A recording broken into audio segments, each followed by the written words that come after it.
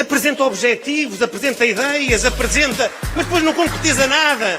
Portugal vive do seu solo e da sua terra. A sua primeira obrigação é defender esta terra, custe o que custar, Sr. Primeiro-Ministro.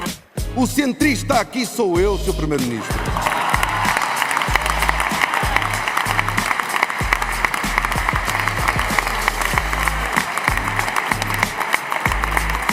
Eu sou o Rodrigo Sá. Eu sou de muito longe, sou de Barcelos, que é uma terra lá em cima, à beira de Braga. Então, pronto, hoje estar cá é mesmo um privilégio poder conviver com vocês e termos este momento interessante para partilharmos ideias e nós apresentarmos um bocadinho como é que isto funciona. Bem, eu estou neste momento na faculdade, estou a tirar Direito, estou no primeiro ano na Faculdade de Lusíada, do Porto. Um bocadinho sobre mim, pronto, sou militante da JSD, há cerca de 2 anos atrás, e do PSD também. Vou estando um bocadinho por lá, neste momento faço umas coisas na Distrital de Braga, sou da Comissão Política da JSD de Barcelos, sou secretário-geral também do Núcleo de Freguesia de Barcelos. Pronto, estou assim um bocadinho envolvido nestas coisas, que é sempre muito giro e é uma coisa que motiva muito. Antes de passar aqui a palavra ao Vasco, falava um bocadinho sobre como é que começou o projeto Pensador Diário. O projeto Pensador Diário começou há cerca de um ano atrás, no final de 2023. Eu ainda estava no secundário, como vocês todos. Eu comecei na altura assim mais ligado à filosofia, à psicologia, não foi muito uma coisa da política, que a política só apareceu mais tarde. Escrevia um bocado de crónicas, fazia umas atividades, assim umas coisas.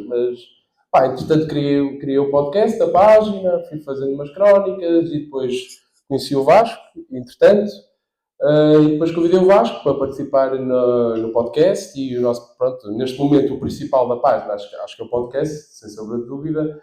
Também temos uns vídeos, umas coisas assim. É mais um espaço jovem para jovens, né? de todos os partidos. É uma coisa mesmo partidária. Darem as suas ideias, apresentarem as suas opiniões, falarem de coisas interessantes ligadas à política, à vida pública. E no fundo é isso. Vasco, não sei se... Sim, nós, primeiro, boa tarde a todos. Nós não escondemos que somos os 2 militantes do PSD, portanto, não escondemos isso, mas a nossa ideia com esta página, e foi o Rodrigo que criou a página, e portanto eu juntei-me a ele um bocadinho mais tarde, foi criarmos um projeto jovem, darmos voz aos jovens, que é uma coisa que cada vez mais é importante, aparecerem jovens na política, renovarem a política, porque a política está muito desgastada hoje em dia, e é algo que nós sentimos muito.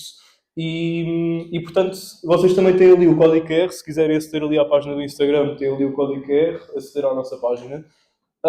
E portanto, este projeto nasceu assim, juntei-me um bocadinho mais tarde ao Rodrigo. Eu já acabei o secundário há algum tempo, portanto já sou licenciado, portanto sou um bocadinho mais velho estar aqui nestas andanças, já não vinha a uma secundária há 4 anos para aí, portanto é muito giro ver que há muita gente interessada em política e que quer cada vez mais dar estes passos. Mas falando um bocado de mim, eu já sou licenciado em Gestão de Marketing do ISCTE.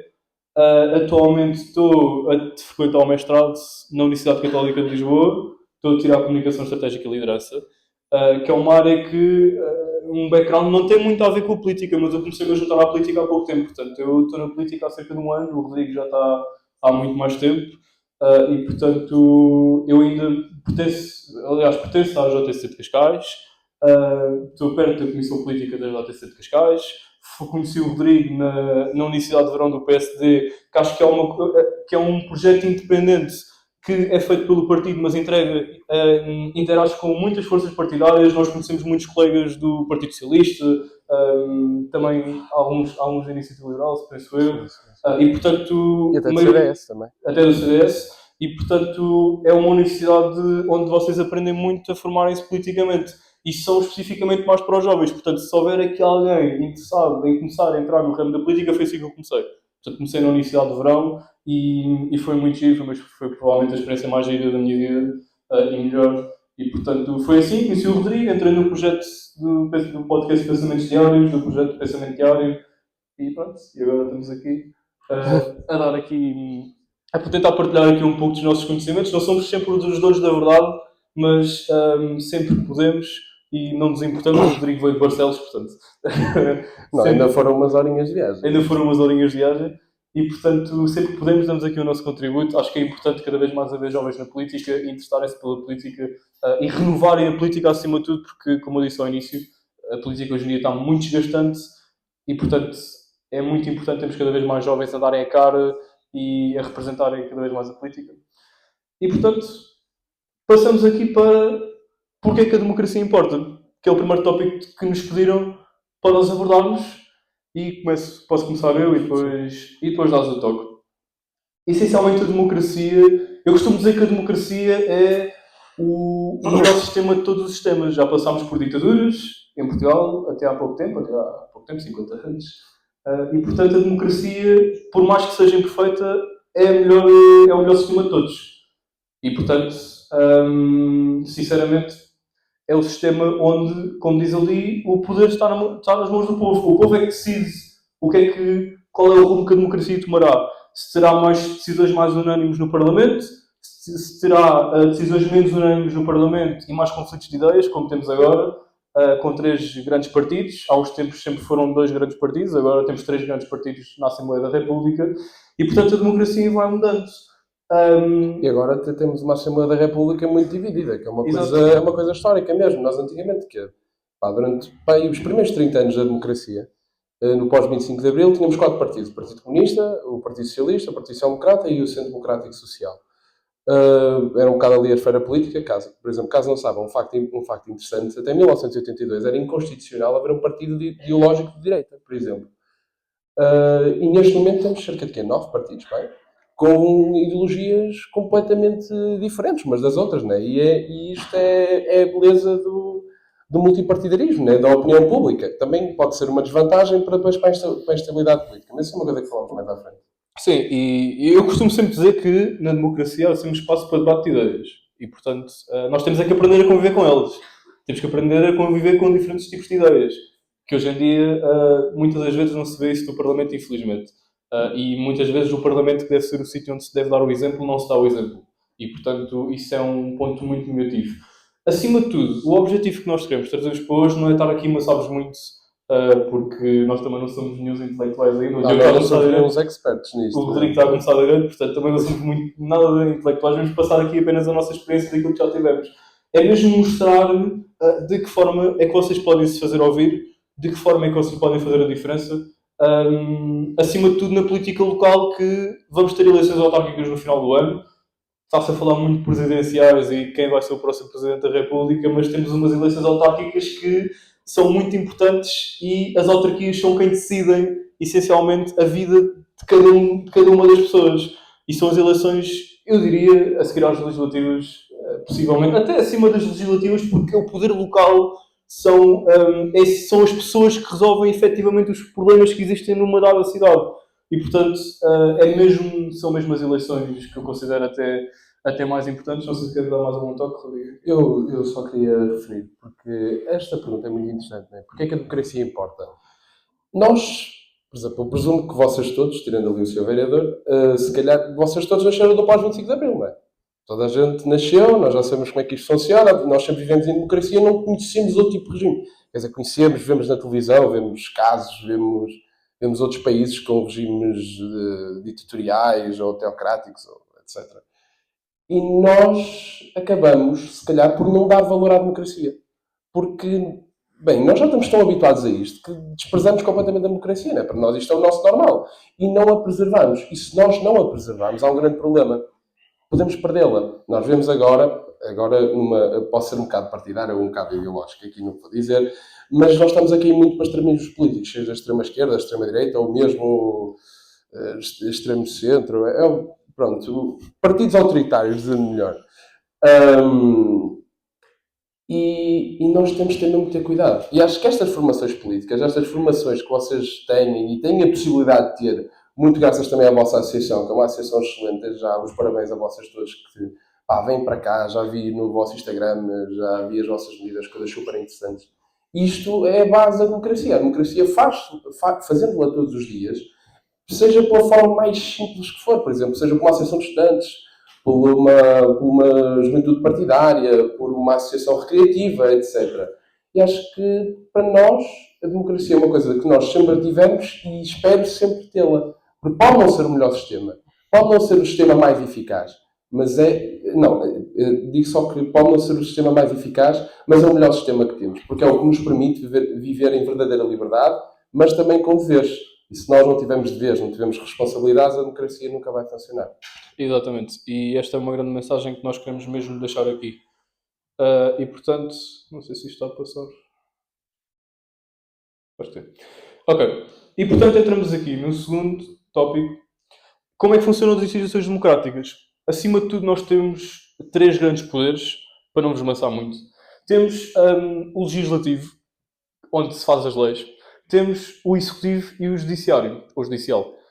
O executivo, onde se aplica as leis, e o judicial, onde se faz cumprir as leis. Já te passo a bola, Rodrigo, que aqui até podemos completar. E, portanto, existem grandes 4 órgãos de soberania já interligando com isto aqui. Temos o Presidente da República, que garante a independência nacional e a unidade do Estado.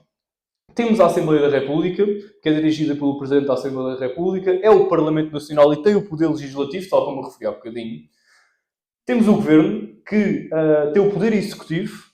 E depois temos os tribunais, que exercem o poder judicial. E estes são os 4 grandes órgãos de soberania que uma democracia tem, no caso a democracia portuguesa tem. E que são grandes pilares para a democracia ainda existir nos moldes que conhecemos.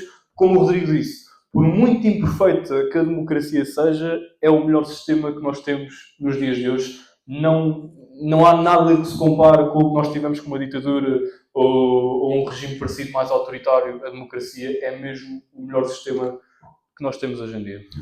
Bem, e falar sobre esta tripartição de poderes. Quem tiver interesse em um dia estudar Direito, vai estudar Direito Constitucional e acho que é a disciplina que se aprende melhor estas coisas. Mas nós temos, como o Vasco disse, os 3 poderes, o Executivo, o Judicial e o Legislativo. Nestas 4 figuras de poder, eu gosto muito de uma definição de um professor meu, que é o professor Dr. Vital Moreira, que diz que o sistema partidário português, por acaso não sabem, existem diferentes sistemas, sistema partidário, não, sistema governativo, existem diferentes sistemas de poder político. Existe o presidencial, o parlamentarista. O caso português é um caso único, porque nós, em teoria, somos um sistema parlamentar, mas onde o Presidente da República tem alguns poderes. Ou seja, ele define o nosso sistema político como um sistema parlamentar atípico.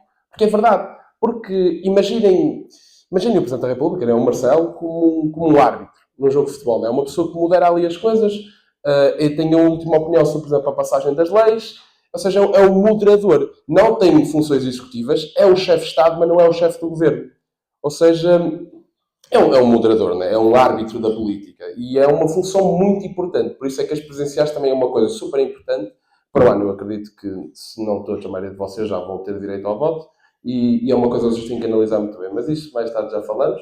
Depois temos o Presidente da Assembleia da República também, que a sua função, como tu tinhas dito, é moderar. Também é um cargo muito importante na moderação. E não é eleito por nós. Porque nós... Não, se vocês repararem, nós não temos um grande poder de voto. Nós só votamos para as legislativas e não votamos no Primeiro-Ministro. É uma coisa muito importante de saberem. Portugal está dividido em vários ciclos eleitorais, né? Por exemplo, o meu é o de Braga, o vosso é o de Lisboa, e nós votamos nas listas para os deputados daquela zona. Ou seja, nós elegemos os deputados e depois os deputados entre si é que vão decidir quem é que é o governo. O partido normalmente que tem mais votos ou que tem a maioria parlamentar apresenta um plano de governo. E depois manda-se para o Presidente da República e o Presidente da República diz se aceita ou não. Pronto. É isso. Dentro agora do Governo, pronto, o Primeiro-Ministro, após ser eleito dentro do Parlamento pelos deputados e depois ser aprovado pelo Presidente da República, é ele que aprova as leis, passa as leis, depois manda para o Presidente da República e depois isto aplica-se tudo no Judicial. Nos tribunais, como o Tribunal Constitucional, os tribunais locais, etc. Sim, e o Poder Judicial é muito importante. Nós há pouco tempo tivemos um caso de um Primeiro-Ministro que se demitiu por culpa de um caso judicial, que agora até foi arquivado, pessoa, não tenho certeza. O de António Costa. O de António Costa. Pronto. E, portanto, o poder da justiça é um poder independente. E sempre que nós tivemos isto na nossa democracia, é um pilar muito importante que pode-se dizer que hoje em dia não está dentro Nós, historicamente, muitos governos, são raros os governos que não caíram, que fizeram os 4 anos da legislatura. E agora é quase impossível, não é? Como o governo, neste momento, não tem maioria parlamentar. E a maioria dos governos em Portugal que tiveram, e os que conseguiram governar os 4 anos da legislatura, foram sempre com maioria parlamentar ou com o apoio de outros partidos. Por exemplo, no caso de 2015, da Geringonça, que é só um facto. E, portanto, vocês percebem como é que o Parlamento funciona. Era isso que eu ia dizer, sim. Em 2015, o PSD, juntamente com o CDS, uma coligação, Portugal à frente, ganhou as eleições. Só que não obteve uma maioria parlamentar de 116 deputados. Maioria absoluta, sim. Sim, uma maioria absoluta. Ou seja, em teoria não conseguia governar. Então o PS apresentou um governo, não foi em coligação com o PCP nem com o Bloco de Esquerda, mas esses 2 partidos deram apoio parlamentar ao Partido Socialista para poder fazer governo. No entanto, não os integraram no governo, mas passavam algumas leis que eles queriam, que era importante. Por exemplo, sim, a política não é muito ética e não é um mundo de flores, não é um mar de rosas. É uma coisa, às vezes é uma coisa triste, é uma coisa que nós queremos fogo, pá. Então eu fui votar, nós dei o meu trabalho, fui exercer o meu direito e isto continua igual. É assim que muita gente desiste de votar, não é?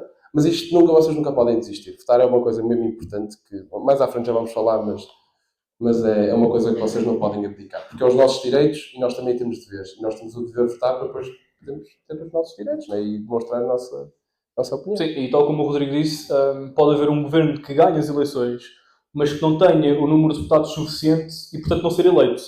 Ou seja, temos vários pontos que os governos podem ser eleitos. Podem ser eleitos com maiorias relativas, ou seja, vencem as eleições, mas têm menos de 116 deputados e, portanto, não têm maioria absoluta no Parlamento. Têm que encontrar entendimentos com outros partidos, que é o que está a acontecer agora. A Aliança Democrática venceu as eleições, tem 80 deputados, e tem que ir encontrar entendimentos com o Partido Socialista ou com o Partido Chega para fazer aprovar o Orçamento do Estado.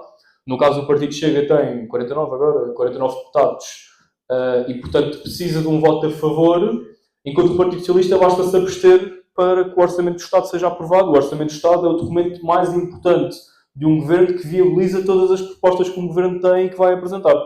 E, portanto, num caso de maioria relativa, o partido do governo ou a coligação do governo tem que encontrar entendimentos com outros partidos, ou então poderá ganhar com uma maioria absoluta só o partido.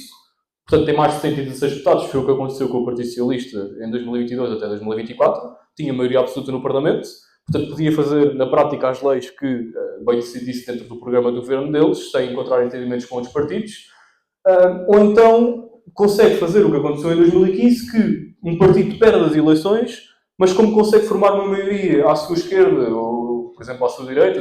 Com outros partidos. Exato, consegue formar uma maioria que dê mais de 116 deputados e, portanto, mesmo perdendo as eleições, consegue formar governo. O que aconteceu em 2015 foi que o PSD venceu as eleições, apresentou o governo, foi apresentada uma moção de censura, penso eu, ao governo. Não foi apresentada uma moção de censura? Do PSD ou do PSD e do CDS? Sim, foi. Pronto. Foi apresentada uma moção de censura, o governo caiu e foi apresentada uma solução ao Presidente da República de um governo com o PS, com o apoio do Bloco de Esquerda e do Partido Comunista Português. Foi viabilizado o programa do governo e o PSD e o CDS apresentaram uma moção de censura e foi rejeitada a moção de censura porque a esquerda tinha maioria. E, portanto, há estes vários tipos de regime de maiorias que um governo pode governar. Atualmente, existem vários cenários. Sim, atualmente é o cenário mais complexo que nós temos, porque temos um partido, no caso do PSD e do CDS, temos um partido à sua direita, temos um partido à sua esquerda. E, portanto, é um cenário que nunca tinha acontecido e prevê-se ainda muita instabilidade política. Vamos ver se os 2 principais partidos conseguem garantir alguma estabilidade. Até o momento estamos a conseguir ter essa estabilidade. Mas depois, entramos no papel das autarquias, que é, como eu disse há bocadinho, o poder local é muito importante. E, portanto, as autarquias, essencialmente, de uma forma muito resumida, cuidam da vossa cidade, da nossa cidade e da nossa qualidade de vida. São as autarquias que estão mais próximas daquilo que é daquilo que são os nossos problemas a nível local. Quando existe um problema a nível local, por exemplo, um problema com transportes públicos, ou um problema, por exemplo, aqui na vossa escola, o que acontece, na maioria das vezes, não se vai chamar o governo. vai-se chamar as autarquias. São as autarquias que numa fase inicial vos dão resposta. A questão, se as autarquias não vos conseguirem dar resposta, por exemplo, a Câmara Municipal de Mafra, ou as freguesias até, não vos conseguirem dar resposta, o que vai acontecer é que o problema poderá ser direcionado para um membro superior, no caso o Governo.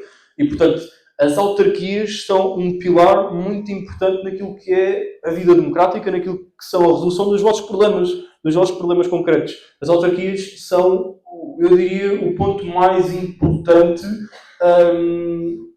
do consenso que existe a nível nacional e, portanto, e dos problemas que existem em cada local em específico. Não sei se queres tocar aqui alguma coisa. Não, gostava de tocar. Por exemplo, aqui uma coisa simples. Vocês todos, ou a maioria de vocês, usam transportes públicos, certo? Por exemplo, autocarros. Se vocês, por exemplo, querem ir a Lisboa, querem ir ali, é sempre autocarro, sempre... Pronto. Quem trata dessas coisas, neste caso aqui do Metropolitano de Lisboa, acho que é juntamente as várias câmaras que são da área metropolitana. Depois também há...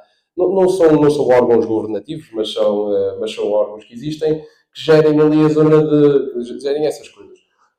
As câmaras municipais são muito importantes, porque muitas coisas, sim, são feitas pelo governo, mas isso são à escala nacional.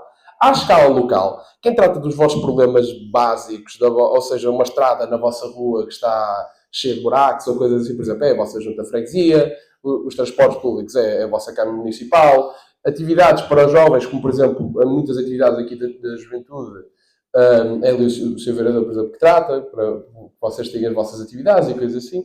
Portanto, sinto que existe, não é um desprezo, mas uma desvalorização das eleições autárquicas, né?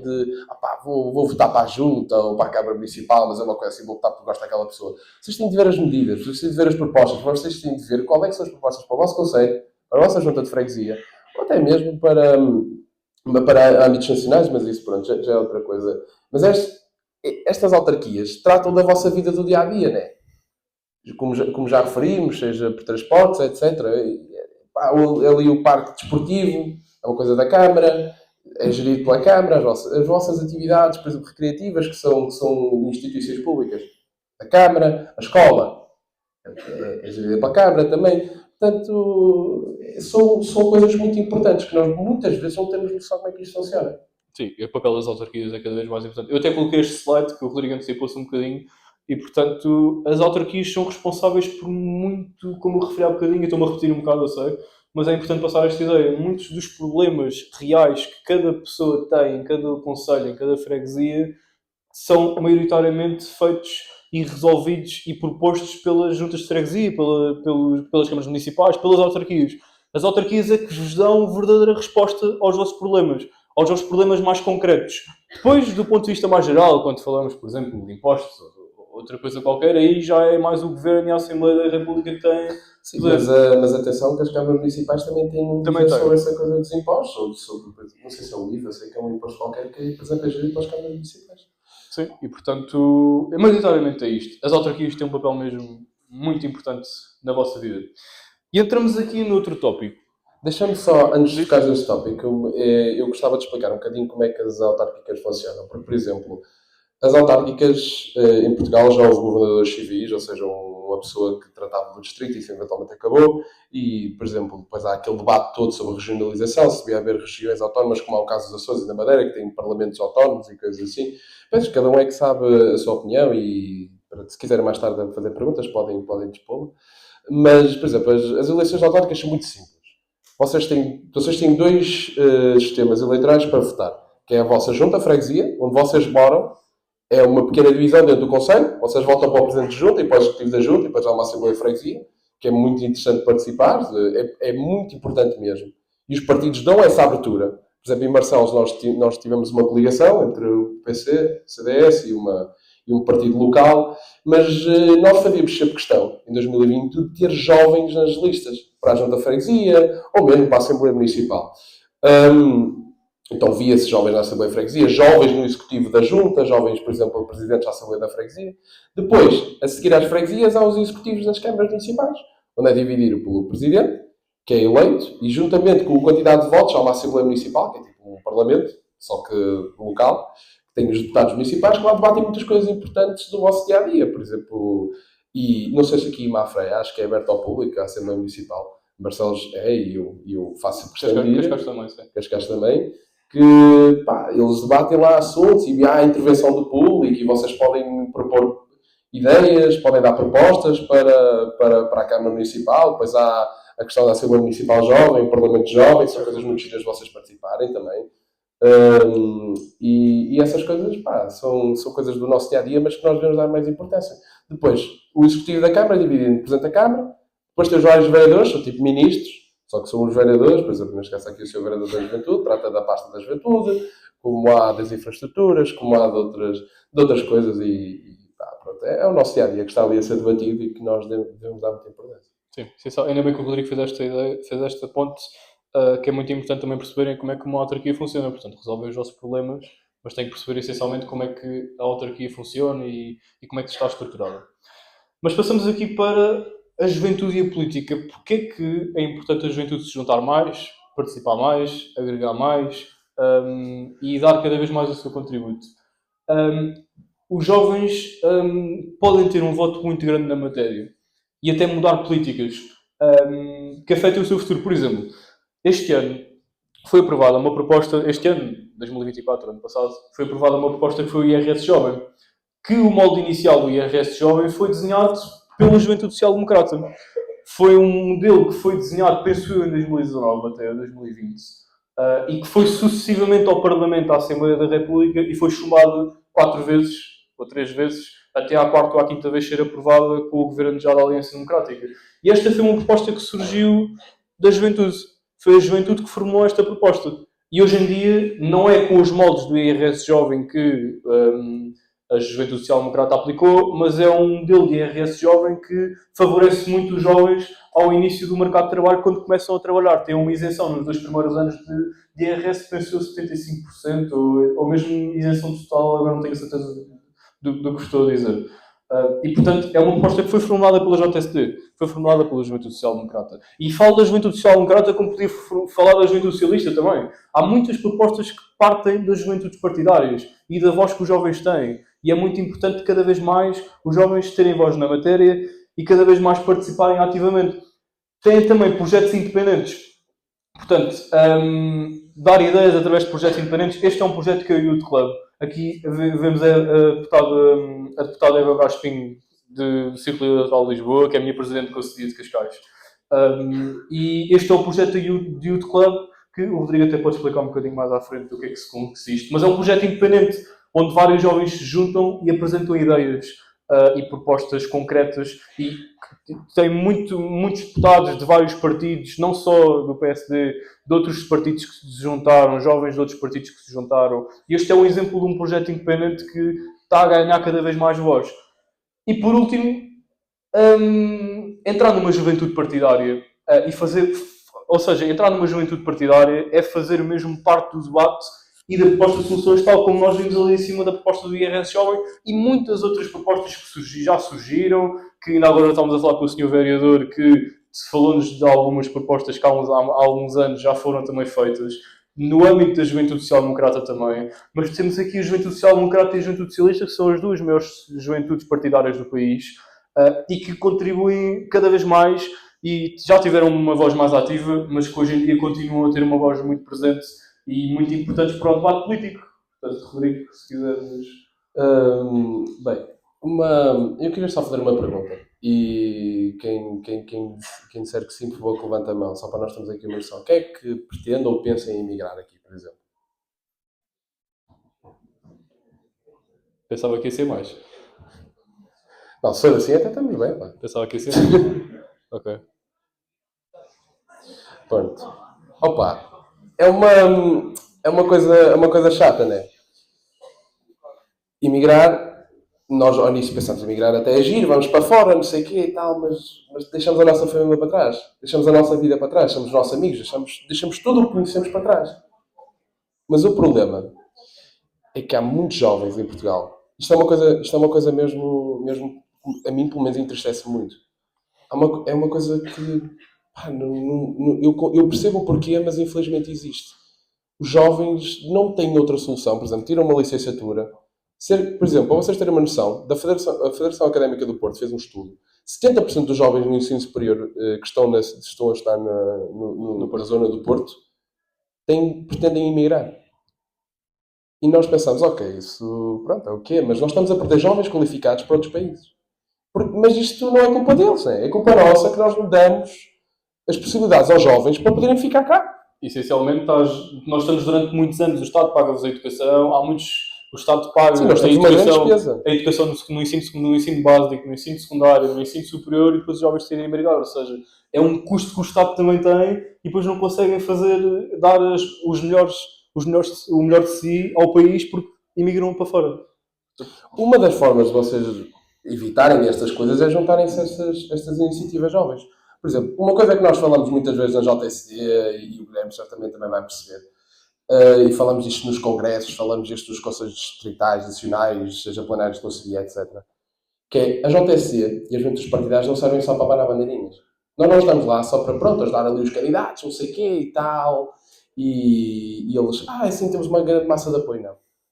A JSD, juntamente com as outras juventudes partidárias, nós temos uma decisão, nós temos um poder de voto, nós temos de fazer com que os partidos e as pessoas que estão nos governos ou nas câmaras municipais, ou até nas juntas de freguesias, ouçam a nossa voz, a voz dos jovens. Porque estas instituições, eu falo da JSD, porque sou da JSD e o Vasco também,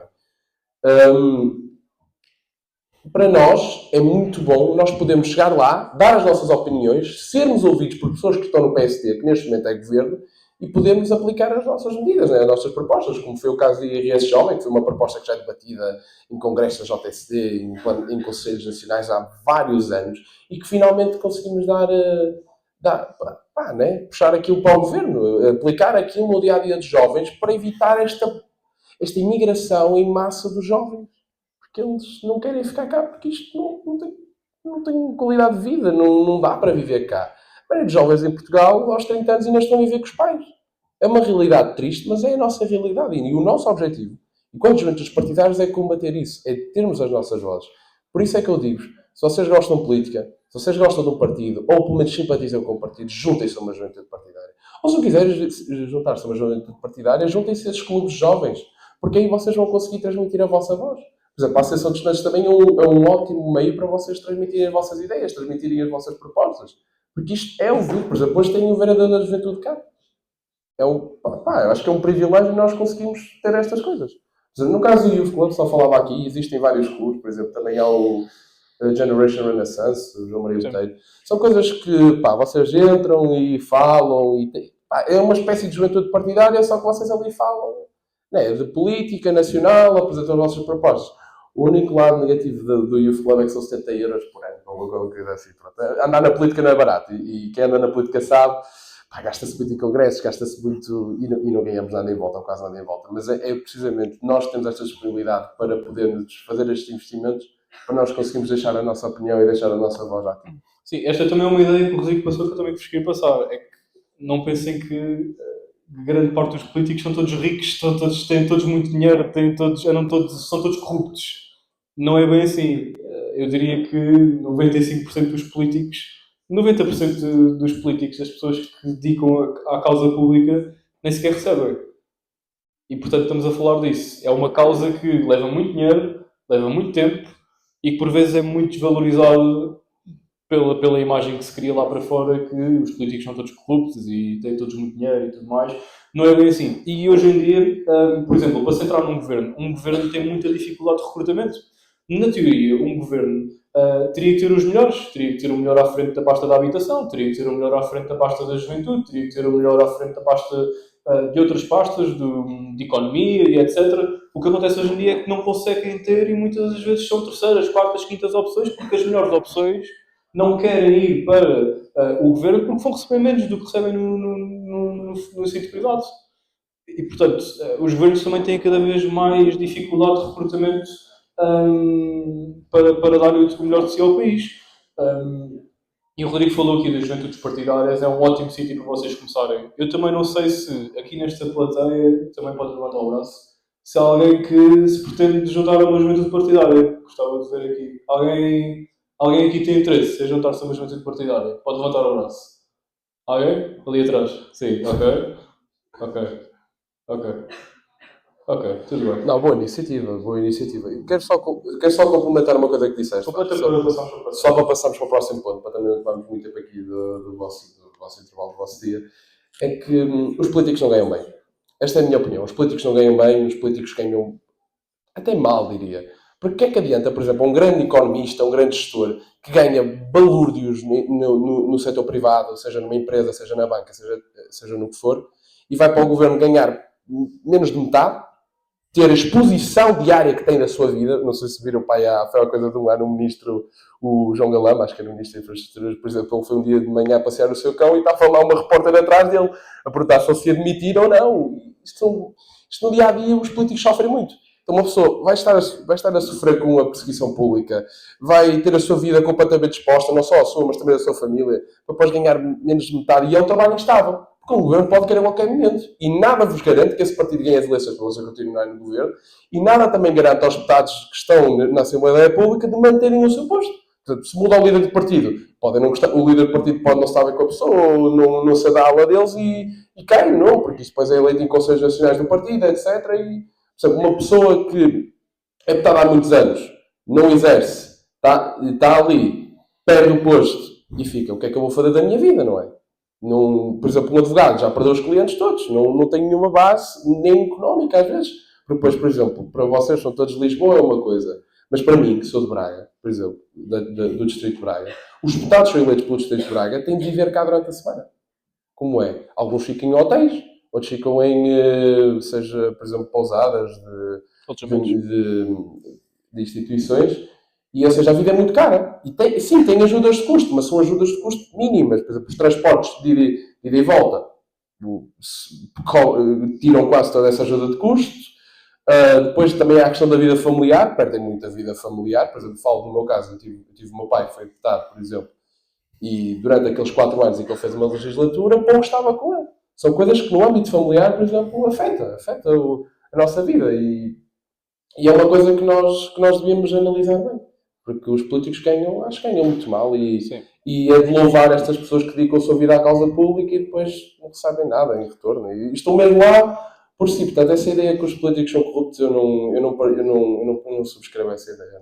Não acredito que seja. Sim, há políticos corruptos, mas é um nicho muito pequenino de pessoas e são essas pessoas que não demonstram o que é verdadeiramente a causa pública e a política portuguesa.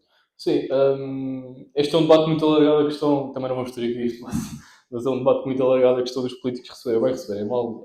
Eu também sou da opinião que os políticos não recebem tão mal como o Rodrigo está a dizer, mas podiam receber um bocadinho melhor. Não sou tão radical, por assim dizer. Mas pronto. E portanto, passamos para a política jovem nas autarquias. Há várias iniciativas jovens para os jovens nas autarquias, o Rodrigo também já falou aqui um bocadinho de algumas. Temos o Conselho Municipal da Juventude, por exemplo, e temos a Assembleia Municipal Jovem. São duas iniciativas que as autarquias têm bem presentes, que são muito importantes para os jovens exporem as suas ideias, perceberem como é que funciona uma Assembleia, proporem soluções, as próprias autarquias avaliarem as soluções que vocês propõem.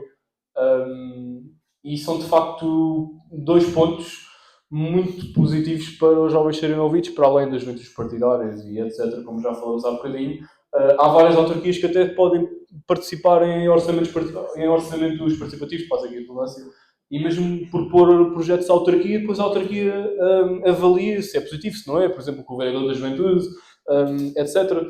E, portanto, as autarquias querem cada vez mais abrir as portas aos jovens, e mesmo de um ponto de vista partidário, mesmo se não tiverem qualquer partido, e quiserem propor ideias, propor soluções, um problema que vocês tenham tido nas vossas autarquias, na vossa escola, nos transportes, etc. As autarquias estão cada vez mais para ouvir os jovens. E isso é um ponto muito positivo, que está a crescer cada vez mais.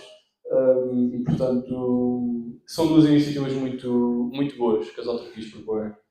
Não, e uma coisa é certa, nós estamos aqui, vocês estão aqui e pensam, pá, vêm estes gajos para cá, meu, falar de política, pá, isto a mim não me interessa nada, ou isso, mas é uma coisa que agradeço-vos muito por estarem aqui presentes, porque estas iniciativas, a política, sim, é isto é o que vocês têm no concreto, Isso e também o Parlamento de Jovens Nacional, que é uma coisa muito gira, que, pá, eu não sou nenhum especialista, nunca participei, mas também já fiz uma lista, já me candidatei, depois por outras questões não consegui participar, mas vocês têm várias opções, mas a política não é só isto.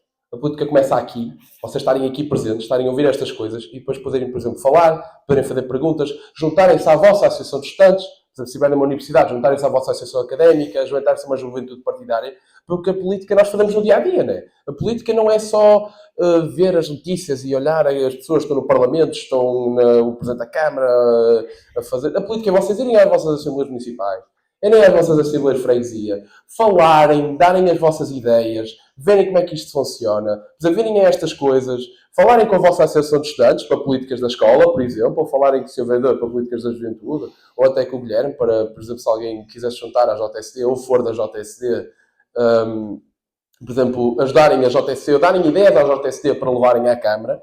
A política começa no vosso dia-a-dia, seja na vossa rua, seja na vossa casa, seja no vosso concelho, seja no vosso distrito, seja pelo país. A política é uma coisa muito ampla e nós fazemos política todos os dias. Se calhar fazemos mal, mas pelo menos devíamos tentar começar a fazê-la bem, não é? Começar nós a participar, a sermos ativos, a deixarmos a nossa voz explícita para que as pessoas que estão lá ouvirem-nos e, ok, estes gajos até têm umas ideias fixes, até têm umas coisas giras para dizer. E é aí que somos levados a sério. E se nós continuarmos com estas coisas de a política não é para mim, não quero saber da política, a política é para toda a gente. E toda a gente deve fazer política. Não estou a dizer estarem numa assembleia ou serem políticos, não, mas eu acredito que nós todos somos políticos. Seja a função que formos, somos todos iguais e todos temos direito a transmitir a nossa voz de forma igual. E acho que todos nós fazemos política. É só nós sabemos o que é que vamos fazer e como vamos fazer. Sim, e por exemplo, aqui nas autarquias é muito positivo estes tipos de projetos. E só mesmo para fechar este ponto, que é... eu sou do PSD, mas também tenho muitas críticas ao partido. Portanto, mas uma das coisas positivas que o partido tem é que é um partido que se abre muito aos independentes. Abre-se muito a ideias que vêm de fora, a ideias de pessoas que são partidárias, mesmo nas listas para os deputados, nas listas para as conselherias também, penso que acontece. Há muitas pessoas independentes que se querem juntar ao partido porque sentem que têm alguma voz. E, portanto, se há muitas críticas que eu tenho a fazer ao partido, e há muitas críticas que faço ao partido. Se fôssemos falar delas, aqui ficávamos a bater toda. Exatamente, mas pronto. E, portanto, é muito positivo essa voz que o partido dá de fora, e muitas das pessoas começam aqui, portanto, começam nestas iniciativas, começam nestas palestras, começam a colocar perguntas, a quererem se juntar, a quererem se envolver, a quererem apresentar ideias, soluções, e, portanto, muitas das coisas começam aqui. Muitas das pessoas que entram na política começam nestas iniciativas. E até só queria referir, por exemplo, no caso da nossa página, também é uma forma de entrar na política, também é uma forma de vocês darem a vossa opinião pública. Isso. Por exemplo, quem algum dia tiver um interesse de escrever uma crónica, participar em algo, seja o que for, por exemplo, Pensador Diário, nós estamos completamente abertos a ouvir as vossas opiniões e se um dia quiserem escrever um texto ou coisa assim, podem mandar. Isto não é publicidade, nem é pedir para fazer trabalho nenhum, mas é mesmo para vocês darem transmitirem a vossa ideia. Por exemplo, nós somos abertos para essas coisas, como muitos outros são também. Agora, obrigado por trabalharem para nós, não é? Mas isso... Exato. Já dei aqui alguns risos à frente, porque há aqui várias formas de vocês começarem na política local e nós demos aqui algumas, acho que a Associação de Estudantes já se está a rir aqui por esta foto aqui em baixo, mas temos aqui várias formas, seja numa associação estudantil, seja numa juventude partidária, seja em projetos independentes como o nosso, e portanto há várias formas de vocês começarem na política. Aqui é do ponto de vista mais geral, não é tanto do ponto de vista local, tirando a Associação de Estudantes, que é um ponto de vista mais local, e as juventudes partidárias também. E diria eu que são três principais caminhos para começarem na política e começarem a expor as vossas opiniões. Uma simples associação estudantil, uma simples associação de estudantes, pode ter muita voz e cria muita voz. Eu até diria que as juventudes partidárias no ensino secundário está a ganhar cada vez mais voz, mas, por exemplo, uma associação de estudantes no ensino secundário ganha cada vez mais voz e está a ganhar cada vez mais voz. Mas uma associação de estudantes, por exemplo, numa faculdade, tem muita voz. muita voz mesmo. Por exemplo, eu sou do ISCTE e a Associação de Estudantes no ISCTE tem muita voz mesmo no que toca às políticas públicas. Por exemplo, ainda há pouco tempo discutiu-se o descongelamento das propinas e a Associação de Estudantes do ISCTE meteu um comunicado a dizer que era completamente contra, até, e etc. Até a própria Federação Académica de Lisboa teve ali umas propostas para a habitação, por exemplo, coisas assim. Sim, e apresentam mesmo propostas e ideias e, portanto, as associações de estudantes têm mesmo muito poder. Têm cada vez mais poder e fazem-se ouvir cada vez mais. E, portanto, é mesmo importante. Eu não, ou seja, na faculdade não me juntei a uma associação de estudantes, juntei-me a um núcleo que também se podem juntar. No caso do núcleo, da minha licenciatura, que era o núcleo de marketing. Vasco, deixa-me só te interromper, só para dizer uma coisa interessante, que até, isto não é só também aqui nos núcleos e nas associações. Uma coisa muito básica, que nós, quando estamos no secundário, gozamos muito com isto, né? Que isto não tem interesse nenhum e até quando votamos a pessoa é sempre ali na brincadeira. Os delegados de turma é um posto muito importante. Por exemplo, na universidade existem delegados de turma. Por exemplo, eu até sou subdelegado da minha turma, mas também são turmas com pai de 400 pessoas, já é uma coisa diferente. Mas, por exemplo, os delegados de turma fazem parte do conselho pedagógico.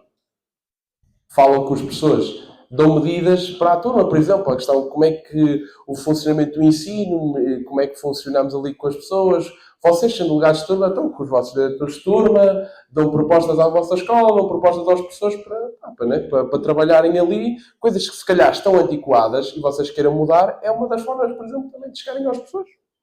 Sim, é um ponto muito positivo, de facto, concordo muito com isso. E passamos aqui para um último ponto. Há muita gente aqui que ainda não votou e que vai começar a votar para o ano, mesmo este ano. E, portanto, deixo-vos aqui alguns pontos. Portanto, de como é que funciona este processo. Portanto, há muita gente aqui que não sabe e para ficarem já mais ou menos a conhecer. Primeiro, acho que é tudo consensual que tem pelo menos 18 anos. Portanto, considerem 18 anos, já estão aptos para votar e já estão habilitados a votar. Já são grandinhos, já têm idade para votar.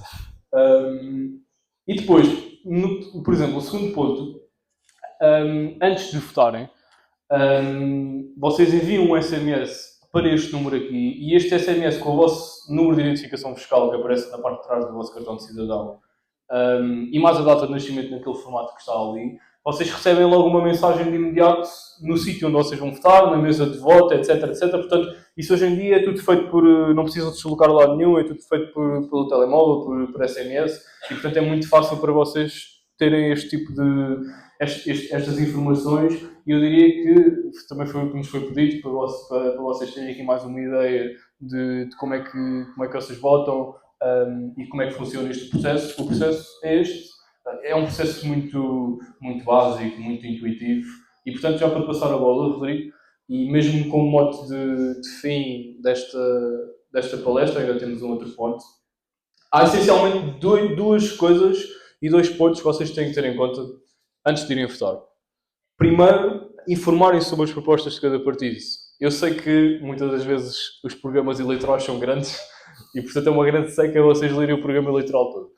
Boa parte dos programas eleitorais tem uma página de resumo ao início. Portanto, vocês podem ler essas páginas de resumo, que são poucas páginas, não são muitas, e têm uma ideia mais geral do que é que o partido defende. Aliás, eu até diria, não sei se posso dizer isto aqui, mas há uma ferramenta que é o ChatGPT que também pode-vos ajudar. Portanto, e, portanto, pode-vos ajudar ao nível de resumir este tipo de coisas. E, portanto, vocês hoje em dia já não têm muito trabalho para perceber o que é que cada partido defende. Hoje em dia já é muito mais fácil perceber essencialmente isto. E depois, essencialmente pensarem em qual partido. Nós não estamos aqui para vos converter a nenhum partido. Nós os dois somos de um partido, mas não estamos aqui para vos converter a nenhum partido. Nós não somos missionários, isso é verdade. Nós não somos nenhum missionários tipo da igreja. Sim, não, nós não estamos aqui por isso. Nós estamos aqui mesmo para vos mostrar como é que a política funciona, ou pelo menos mostrar-vos o nosso ponto de vista. E tendo em conta as vossas causas, o que vocês mais defendem, o que vocês mais gostam, os vossos ideais, vocês perante isso procuram o partido que melhor defende isso. Eu, por exemplo, eu posso-vos dizer aqui, posso-vos confessar aqui que até sou muito acusado pelo meu colega de ser muito liberal e de juntar muito à iniciativa liberal. Eu não votei sempre no PSD, eu já votei 3, 4 vezes. Eu não votei sempre no PSD, eu votei no PSD 3 vezes e votei na iniciativa liberal uma vez, portanto. Eu também sou um caso que entrei na política há cerca de um ano e, portanto, eu demorei aqui algum tempo, não quis me juntar à política tão cedo como o Rodrigo. Demorei mais tempo a assimilar as minhas ideias, a perceber aquilo que eu defendia, a perceber exatamente aquilo que era importante e que eu gostava e os meus ideais, para depois aí sim tomar uma decisão. Ok, eu gosto da social-democracia, sou mais liberal a nível económico, mas tenho um ponto de vista social que também me faz também tenho muito em consideração. E, portanto, acabei por me juntar ao PSD por descobrir que, na minha ótica, isto é a minha ótica, daquilo que li, daquilo que vi, da Iniciativa Liberal, por exemplo, não defender um Estado Social que eu defendo e que gosto mais. Defender um Estado Social mais, de forma simples, mais privado. E eu não defendo isso. Acho que o Estado Social, acho que tem que haver um Estado Social forte, público e que dê resposta. Não que não existe complemento com o privado, mas, essencialmente, o ponto de partida tem que ser público. E isso era uma coisa que na Iniciativa Liberal inquietava-me um bocadinho. E, portanto, depois desta reflexão toda, e depois de ter votado em 2 partidos, decidi juntar-me ao PSD e, portanto, tenho este ponto de vista. Eu até diria que, numa fase inicial, onde era mais jovem, até era um bocadinho mais extremista. E, portanto, isso é um ponto de vista mais geral. À medida que fui crescendo e fui percebendo as coisas, percebi que, se calhar, as coisas não são tão bem assim. Se calhar os políticos não são todos corruptos. Se calhar não andam a roubar todos. Se calhar a política é muito mais do que ter políticos corruptos. Se calhar a política é mesmo um espaço onde posso partilhar as minhas ideias. E que os partidos e que o extremismo, aqui falo tanto à direita como à esquerda, o extremismo é sempre mau. E é um modo, antes de passar para o Rodrigo, o extremismo levou sempre ao mesmo lugar. Levou sempre a uma ditadura de direita, ou uma ditadura de esquerda, portanto levou sempre a esse ponto. E, portanto, eu sou muito moderado e sempre fui, a partir do momento em que comecei a ler mais e a perceber efetivamente o que é que os extremismos traziam. Portanto, hoje em dia considero que a moderação é mesmo muito importante. Aliás, só mesmo para fechar, se não tivéssemos moderação hoje em dia, possivelmente estávamos a ter eleições outra vez. Porque o Partido de Governo não se entendia com o Partido Socialista, são 2 partidos moderados. Não se entendiam, porque com o Chega acho que é muito difícil de se entender. E, portanto, acima de tudo, falta moderação no debate. E foi uma coisa que eu fui percebendo quando fui lendo, quando fui analisando as coisas. E, portanto, é um ponto que vocês podem também ver antes de escolherem uma força onde vocês votem. Essencialmente perceberem qual dos partidos que hoje está representado, qual é que defende mais as vossas ideias. Portanto, acho que é isto, Rodrigo. Se queres dar o ponto de vista. Eu gostava de dizer, estás a falar, se calhar não é preciso limpar Portugal como alguns partidos dizem. Mas aqui a ideia é, hoje em dia é muito fácil vocês chegarem a extremismos políticos. Seja pelos outdoors em que, por exemplo, como o Chega diz, precisamos limpar Portugal, ou o Partido Comunista diz a saúde é pública, e coisas, parece que engoliram uma cassete, alguns partidos, alguns políticos que andam por aí, né? Ou o Bloco de Esquerda com o IRC também. Com o Bloco de Esquerda com o IRC, com muitas outras coisas também, e nós podemos ver nas notícias esses partidos, como o Bloco, como o Chega, agora sou um bocado partidário, peço desculpa, mas é uma coisa que... Não conseguiste cumprir. É uma coisa que a mim às vezes não dá, mas nós vemos que esses partidos muitas vezes são tão éticos, tão limpos, né? Tão corretos, e depois há partidos que andam a despedir, que lutam pelos direitos das mulheres, supostamente, e andam a despedir mulheres grávidas que ainda estão em fase... Não, grávidas não, peço desculpa, que estão em fase de amamentação, por exemplo, porque não podem trabalhar, ou deputados que andam a roubar maus e vender roupa na Vinted, né? Pá, é uma coisa... É uma coisa... Acho que é uma coisa, né? É um bocado incoerente. Mas, para vocês começarem na política, e para vocês perceberem a política, pá, hoje é muito fácil. Um gajo vai ao TikTok, vê o André Ventura, diz lá umas coisas giras e fica, opá, o Chega até é fixe, não sei o quê. Mas a política não é isso. A política não é o que vocês veem no TikTok. Eu também não posso falar muito, porque eu comecei na política no Twitter. Eu comecei a escrever coisinhas no Twitter, gostei daquilo, e depois juntei-me a uma junta partidária e foi assim mesmo. Pá, são formas de entrar, mas nunca são formas de aprender. Porque aprender não é, opá, vou ver reels, os partidos, vou ver coisas no Twitter. Sim, isso é interessante, são coisas, mas são coisas básicas, não é? Não são coisas que nos dão a informação a 100%. Por exemplo, há pessoas que vão votar, por exemplo, onde Chega. Nas eleições foi o Chega, maioritariamente, por isso é que estou a usar muito o exemplo do Chega. Mas, pá, o André Ventura é um gajo fixe, é um gajo, tem os TikToks a dizer vamos limpar Portugal, correr com os corruptos, não sei o quê mais. E não é um partido que nós temos visto ter sido muito ético. Mas, no entanto, muitos jovens foram votar porquê? Porque viram os TikToks, porque viram nas redes sociais aquelas divulgações e ficaram, ok, eu gostei disto, vou votar. Sem ler o programa eleitoral, sem ver se gostavam das propostas, sem se informarem em nada. Foram votar às cegas mesmo. Eu, por exemplo, quando estava no secundário, ano passado, cheguei a fazer umas palestras na minha escola a falar um bocado sobre como é que funciona a política e tal. Dos meus colegas que já votaram, a maioria deles votou no Chega. Porque dizia, nós temos que correr com os imigrantes e não sei o quê mais. Porque, na teoria, isso é muito giro, não é? Na teoria, é uma coisa que, nós sentimos ali aquela coisa de superioridade e tal, mas a vida não é assim. Nós temos que ser pessoas moderadas. A causa pública é ouvir a opinião de toda a gente e respeitar a opinião de toda a gente, que é uma coisa que nós não fazemos, às vezes, porque a nossa opinião vale mais do que a dos outros, às vezes, é o que nós pensamos. Mas não é assim. Eu ouço a minha opinião, como ouço a do Vasco todas as semanas, discordo de muitas coisas dele, mas não ando aqui a insultar, não ando aqui a dizer, tu não sabes nada, não sei o quê. Eu tenho a minha opinião, ele tem a dele, mas nós vivemos em democracia. É para nos respeitarmos uns aos outros. Por isso é que eu estou a dizer, eu sei que é ganda seca, vocês estarem a ver os programas, lerem aquilo, não tenho paciência para isto, tem mais coisas a fazer. Mas vocês têm que dar uma importância enorme nestas coisas. Porque são estas coisas que vão decidir o vosso futuro. Depois as pessoas reclamam, o custo de vida em Portugal está impossível. Ou, a habitação é muito difícil arranjar casa quando se é jovem. Essas medidas são debatidas pelos partidos. Têm propostas dos partidos, ou na vida social, ou na parte económica, seja no que for.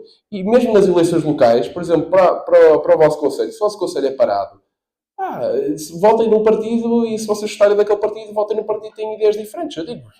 Por acaso, Barcelos sempre foi PSD. Mas nós tivemos ali 12 anos de Partido Socialista. Cascais também. Cascais também. Cascais também, é verdade. Aqueles 12 anos de Partido Socialista, sabem o que é que fizeram em Barcelos, da Câmara do Partido Socialista? Zero. Não fez nada. O Conselho ficou parado durante 12 anos. Mas as pessoas não queriam saber. Continuavam a votar Partido Socialista porque era o gajo que estava lá e eles gostavam, não sei o quê. Ele pagava uns copos ao pessoal na campanha, não sei o quê. Fazia umas obrasitas na campanha e era giro. Mas isto é nós deixarmos iludirmos a nós próprios a pensar que, ok, ele vai fazer mais do que está a fazer agora. Não. A política autárquica é feita do início do mandato até ao final do mandato. E a pessoa tem que ser completamente ligada e estar-se entregar numa totalidade a nós, cidadãos dos conselhos, que dependemos dessas pessoas no nosso dia-a-dia. Seja para aplicarem as propostas que nós vemos que são as melhores, seja para melhorar as nossas condições de vida e para tornar Portugal, na sociedade portuguesa, numa sociedade habitável. Tornar Portugal um melhor país para se viver. Mas é o que eu estou a dizer. Votem com consciência. Leiam os programas. Informem-se. Falem com pessoas que percebem mais de política. Debatam. Não ouçam uma pessoa que gostaram da proposta e fiquem com aquilo. Entendam todos os partidos, todas as ideologias. Hoje estamos cá nós do PSD a falar, como pode estar amanhã uma pessoa do Partido Socialista, do Bloco, do Chega, etc. Ouçam tudo o que eles têm para dizer e façam vocês a vossa análise, façam vocês a vossa interpretação. Porque é assim que a democracia funciona e sempre vai funcionar e é assim que temos a possibilidade de viver numa boa sociedade. Sim, acho que disseste mesmo tudo, acima de tudo é isso. E mesmo que já estamos a fechar em termos de tempo, mesmo para fechar, portanto, essencialmente há aqui 3 pontos a reter disto que nós viemos aqui falar. Como eu disse ao início, eu e o Rodrigo não somos os donos da verdade, vimos aqui apresentar apenas o nosso ponto de vista daquilo que foi a nossa pouca experiência neste mundo, daquilo que são os pontos positivos, daquilo que são os muitos pontos negativos que também tem. O Rodrigo falou há bocadinho que a política é muito desgastante e é muito... e a questão de pagar bem para pagar mal, pronto, isso é um debate muito forte, também não queria ter aqui. Mas as 3 grandes ideias que nós conseguimos retirar desta palestra é mesmo que as autarquias têm um papel mesmo muito importante. E quando puderem votar, vão votar. É mesmo, a vossa voz é muito importante. Acho que vocês têm um poder de decisão cada vez maior. A juventude tem um poder de decisão cada vez maior. Todas as pessoas que já tiverem habilidade para votar nas autárquicas, eu diria mesmo que as pessoas dizem que as eleições legislativas são as mais importantes. Eu acho que para mim as autárquicas são mais importantes, que são aquelas que resolvem mesmo os problemas concretos das vidas das pessoas. E, portanto, acima de tudo, tenham isto na cabeça, porque se não decidires tu, outros vão decidir por vocês. E, portanto, esta era mesmo a grande mensagem que eu e o Rodrigo queríamos deixar aqui hoje, independentemente de que partido votem. Como eu disse há bocadinho, nós somos os dois do PSD, não estamos aqui para falar bem do PSD ou falar mal do PSD. Se vocês, por exemplo, ouvem propostas de outros partidos, do Chega, do PS, do Bloco de Esquerda, da Iniciativa Liberal, identificam-se mais com a ideologia de um partido e de outro, tudo bem. O importante é vocês terem uma escolha consciente, fazerem uma escolha consciente, terem a certeza que a vossa escolha é de facto a escolha que representa os vossos ideais e que representa aquilo que vocês pensam, e não votarem às cegas, como o Rodrigo disse há bocadinho, pelos TikToks. O Rodrigo falou, por exemplo, do Chega, mas o Bloco de Esquerda também, por exemplo, uma face também outros partidos, a Iniciativa Liberal. Não se foquem apenas no que é mais rápido, no conteúdo mais rápido, mais simples. Vão mesmo, tentem ir ao fundo da questão, como eu disse há bocadinho, não é preciso lerem as 300 páginas que um programa eleitoral tem. E eu acho, deixa-me só dizer uma coisa, por exemplo, nós não somos os donos da verdade. O nosso partido não é totalmente ético, como vocês sabem, se acompanham notícias, por exemplo, o nosso partido neste momento tem pessoas dentro do partido que estão sob procura, estão sob buscas, não é? O caso do Tutti Frutti, por exemplo. Nós também não somos, nós também temos falhas, mas a culpa nunca é do partido. A culpa é dessas pessoas que não são corretas. E mancham a imagem do partido. Mancham a imagem das pessoas que realmente estão lá a fazer algo pelo partido. Portanto, nós não somos donos da verdade, mas dentro deste mundo completamente sujo e, às vezes, horrível, existem pessoas com boas intenções. E são essas pessoas que nós temos que lhes dar voz, dar valor, e são essas pessoas que vocês têm de ouvir. E são essas pessoas que, acima de tudo, nós temos de dar palco. E isto começa por vocês manterem a vossa voz, manterem a vossa postura e nunca se deixarem vender por ideias que não fazem sentido nenhum. Exato. Primeiro, portanto, gostava de agradecer à Associação de Estudantes por este privilégio. Estarmos aqui, debatermos algumas ideias. E, portanto, é isto. Se tiver alguma questão para colocar, estamos aqui disponíveis. Obrigado. Apresenta objetivos, apresenta ideias, mas depois não concretiza nada. Portugal vive do seu solo e da sua terra. A sua primeira obrigação é defender esta terra, custe o que custar, Sr. Primeiro-Ministro. O centrista aqui sou eu, Sr. Primeiro-Ministro.